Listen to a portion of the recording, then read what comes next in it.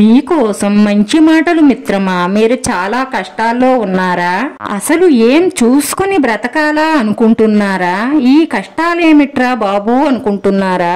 నాకే ఎందుకు ఇన్ని కష్టాలు వస్తున్నాయి, నేను ఏం కర్మ చేసుకున్నాన్రా బాబు అనుకుంటున్నారా?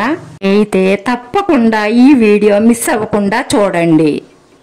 మనిషికి భగవంతుడు సృష్టించే కష్టాలు కంటే తనకు తానుగా సృష్టించుకున్న కష్టాలే ఎక్కువగా ఉంటాయి. ఎందుకు అంటే నేను వీటికి 2-3 ఉదాహరణలు చెప్తాను, వినండి. అది మీ కష్టం ఏదైనా సరే ఇంతే.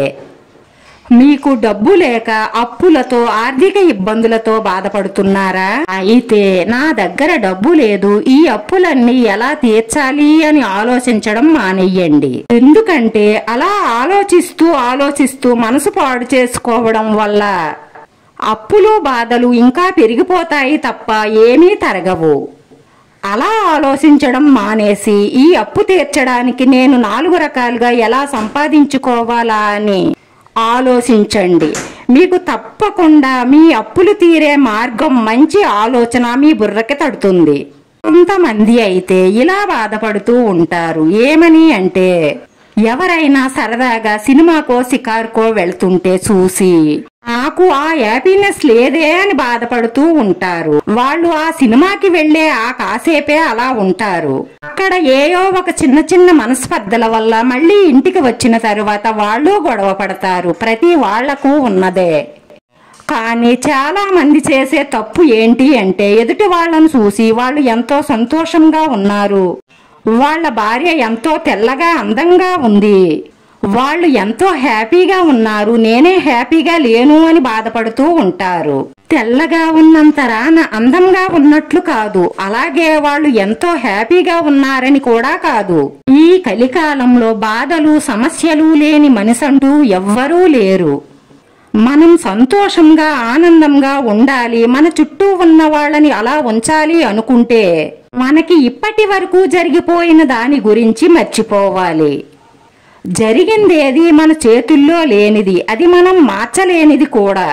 ఏదైనా సరే ఇది ఇలా జరిగింది అని బాధపడుతూ కూర్చుంటే మనం ఏమీ సాధించలేము. జరిగిందేదో జరిగిపోయిందిలే, అంతా మన మంచికే అనుకుంటూ మీ తెలివితేటలు, నైపుణ్యం, మీరు సంపాదించాలి, సాధించాలి అనుకున్న గమ్యం వైపుకి సాగిపోతూ సంతోషంగా ఆనందంగా ఉంటే మీరు అనుకున్న లక్ష్యాన్ని త్వరలోనే చేరుకుంటారు.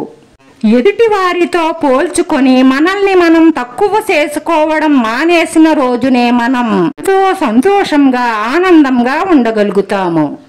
మనకున్నది చాలా చిన్న జీవితం. ఈ చిన్న జీవితంలో ఒకరి మీద ఒకరికి కసి, ద్వేషం, పగ ఇవన్నీ అవసరమా? ముందు నువ్వు నిన్ను ప్రేమించుకో, నీ మీద పూర్తి నమ్మకం ఉంచుకో, లోపాలు నువ్వు తెలుసుకో, ఎదుటి వారిలో ఉన్న లోపాలు ఎంచడం మానుకో, నీ చుట్టూ ఉన్న అందరినీ ప్రేమించడం నేర్చుకో. అప్పుడు నీ మనసు ఎంత ప్రశాంతంగా ఉంటుందో తెలుసుకో. ఏం తక్కువ అని నువ్వు అనుకున్న నాడు నిన్ను ఏ కష్టము బాధించదు, ఏ బాధ పెట్టదు. నీకున్న అదృష్టాన్ని నువ్వు తెలుసుకుంటే ఆ అదృష్టం నిన్ను విడిచి ఎప్పుడూ వెళ్ళిపోదు. కష్టాలు రావడం కూడా ఒక విధంగా మంచిదే. ఎందుకంటే కష్టాలు వస్తేనే కదా మన కన్నీళ్లు తుడవడానికి ఎవరు ఉన్నారు అని తెలిసేది. గెలవాలి అనుకున్నప్పుడు కష్టం మొదలవుతుంది, ఎలాగైనా గెలవాలి అనుకున్నప్పుడు మోసం మొదలవుతుంది. ఏమీ లేనప్పుడు అన్నీ ఉన్నట్లుగా ఉండండి, అన్నీ ఉన్నప్పుడు ఏమీ లేనట్లుగా ఉండండి. ఇదే మనిషి మనుగడకు రహస్యం. ఎదుట మనిషికి నీ మీద ప్రేమ లేనప్పుడు నువ్వు ఎంత ఆరాటపడినా అది వ్యర్థమే అవుతుంది. ఒక మనిషికి నిలబడడం తేలిక, పరిగెట్టడం కష్టం. మన మనసుకు మాత్రం పరిగెట్టడం తేలిక, నిలబడడం కష్టం. నీ బద్ధకమే నీకు అసలు శత్రువు, నీ ఎదుగుదలకు అడ్డం కూడా అదే. నీ పేదరికానికి మూల కారణం అవుతుంది. గంధపు చెట్టు తనను నరికే గొడ్డలికి కూడా సుగంధాన్ని అందిస్తుంది. అలాగే మంచి వ్యక్తిత్వం ఉన్న మనిషి కూడా తనని దూషించే వాళ్లను కూడా ద్వేషించకుండా ఉంటాడు. ఏ బంధాలైనా అనుబంధాలైనా మనవి అనుకున్నంత వరకే. ఒక్కసారి మనసు విరిగి వద్దు అనుకుంటే నువ్వు ఎవరో నేను ఎవరో. ఏ పనిని అపనమ్మకంతో మొదలు పెట్టవద్దు. ఎందుకంటే మీ విజయానికి తొలిమెట్టు మీకున్న నమ్మకమే. మీకు బాగా అర్థమైందనుకుంటా. తెలివైన వారు మాట్లాడతారు, మూర్ఖులు వాదిస్తారు.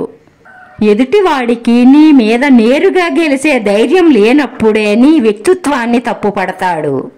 మిమ్మల్ని ఇష్టపడే వాళ్లను ఎప్పుడూ వదులుకోకండి. మిమ్మల్ని వద్దు అనుకునే వాళ్ల గురించి ఆలోచించకండి. వాళ్ళు ఎంత కావలసిన వాళ్ళైనా సరే అర్థం చేసుకునేవాడికి మౌనం కూడా అర్థమవుతుంది. అర్థం చేసుకోలేని మూర్ఖుడికి ప్రతి మాట అబద్ధమే అవుతుంది. ఎవరైనా తప్పు చేస్తే నిందిస్తాం, అదే మనం తప్పు చేస్తే కారణాలు చెప్తాము. మీలో బలహీనత లేనిదే ఏ సమస్య రాదు. మీలో ధైర్యం లేనిదే ఏ సమస్య పోదు. మూర్ఖుడు ఎప్పుడూ కూడా తనకు తాను పెద్ద జ్ఞానిని అనుకుంటాడు. వివేకవంతుడు మాత్రం తనని తాను మూర్ఖుడు అని అనుకుంటాడు. అనుకూలంగా ఉంటే అందరూ దగ్గరవుతారు. అహంకారంతో ఉంటే అందరూ దూరం అవుతారు. నీకు గెలుపు కావాలి అంటే జరిగిందంతా మర్చిపోయి విజయం వైపు పోరాడు. అంతేకాని పడుకొని కలలు కనకు. మనిషికి డబ్బు ఇచ్చే ధైర్యం కంటే మనిషి ఇచ్చే నమ్మకం చాలా గొప్పది. ఏని విలువైనా సరే అందుబాటులో ఉన్నప్పటికంటే అందకుండా దూరమైనప్పుడే దాని విలువ మనకి బాగా అర్థమవుతుంది కాదంటారా? మనం ఉన్న దానితో సరిపెట్టుకుంటే ప్రతి చోట స్వర్గమే. లేని దాని కోసం ఆరాట పడుతూ వేసే ప్రతి అడుగు నరకమే. ఆకలితో ఉన్నవాడికి మెతుకు విలువ తెలుస్తుంది. కష్టాలు పడిన వాడికి జీవితం విలువ తెలుస్తుంది. ఒక మనిషికి గాయం వల్ల కలిగిన బాధ కొన్ని రోజులు బాధిస్తుంది. కానీ మాటల వల్ల కలిగిన గాయం మాత్రం బ్రతికున్నంత వరకు బాధ పెడుతుంది కాదంటారా? మీరు ఉన్న దానిని నిర్లక్ష్యం చేస్తూ లేని దాని కోసం ఆరాట పడుతూ ఉంటే మీరున్నంత కాలం మీరు ఎప్పుడూ సంతోషంగా బ్రతకలేరు. ప్రతి మనిషికి కూడా ప్రధాన శత్రువు తన కోపమే తన శత్రువు అన్న మాట ఇచ్చే సత్యం కాదంటారా? కాబట్టి ఏది ఏమైనా సరే ప్రశాంతంగా శాంతంగా ఉండడం మాత్రం మర్చిపోకండి. గెలవకపోవడం ఓటమి కాదు, మళ్ళీ ప్రయత్నించకపోవడమే ఓటమి. మీ లక్ష్యం ఎంత ఉన్నతమైనదైతే మీకు ఎదురయ్యే ఆటంకాలు కూడా అంతే బలంగా ఉంటాయి. డబ్బు లేకుండా బ్రతికి చూడండి. మనుషుల గురించి వారి గుణాల గురించి బాగా అర్థమవుతుంది. నీ కోపము హద్దులు దాటినప్పుడు మాటలతో ఎప్పుడూ సమాధానం చెప్పవద్దు. ఎందుకంటే నీ మౌనానికి మించిన సమాధానం మరొకటి ఉండదు. ఎవరి గురించి ఎక్కువగా ఆలోచించకండి, అది మీ మనశ్శాంతిని దూరం చేస్తుంది. ఏం జరిగినా దైవ నిర్ణయం అని భావించండి. మనసు చాలా ప్రశాంతంగా ఉంటుంది. కళ్ళతో చూసినవన్నీ నిజాలు కావు. ఒక్కొక్కసారి దూరం నుంచి చూస్తే ఉప్పు కూడా చక్కెరలాగే కనిపిస్తుంది. పంట ఒక్కటే కాదు, కొందరి పాపం కూడా పండుతుంది. పంట పండడానికి టైం ఎలాగైతే పడుతుందో అలాగే పాపం పండడానికి కూడా కొంత టైం పడుతుందంతే. పంటను రైతు పండిస్తే పాపాన్ని భగవంతుడు పండిస్తాడు. మీకు బాగా అర్థమైందనుకుంటా. డబ్బు ఎక్కువగా ఉన్నప్పుడు ఖర్చు చేసే గుణాన్ని తగ్గించుకోండి. అలాగే కోపం ఎక్కువగా ఉన్నప్పుడు మౌనంగా ఉండే అలవాటును చేసుకోండి. గతాన్ని మర్చిపో, భవిష్యత్తును అందంగా తీర్చిదిద్దుకో. అంతా నీ చేతుల్లోనే ఉంటుంది. ఇన్ని మంచి మాటల్లో మీకు ఏ మంచి మాట నచ్చిందో కామెంట్ చేయండి. వీడియో నచ్చితే లైక్ చేయండి, షేర్ చేయండి, సబ్స్క్రైబ్ చేసుకుని పక్కనే ఉన్న బెల్ ఐకాన్ క్లిక్ చేస్తే నేను పెట్టే ప్రతి వీడియో కూడా మీకు వెంటనే నోటిఫికేషన్ వస్తుంది. ధన్యవాదాలు మిత్రమా.